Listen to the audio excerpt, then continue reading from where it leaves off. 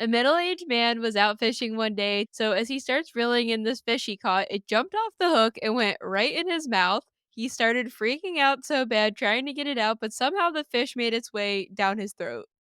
He couldn't get it, and the thing just was trying to get further away from him and just kept, like, squeezing itself down the hole, which is known to be his esophagus. When he got to the hospital, the doctors said they heard, like, flapping when the guy opened his mouth. They heard the fish, like, moving inside of his throat, but when they looked in his mouth and his throat, they couldn't see the fish at all. So the fish is still alive this whole time, and they put a scope down there to get further down, and they got forceps and were trying to pull it out.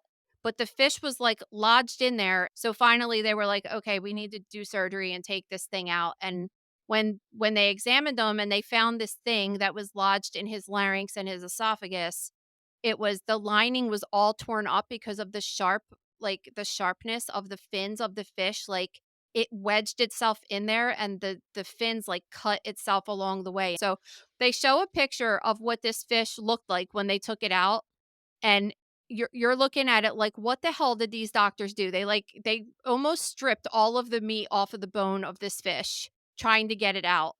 They show it in comparison to an intact fish that, like, what it they just were like, "Oh, this is what this fish normally looks like."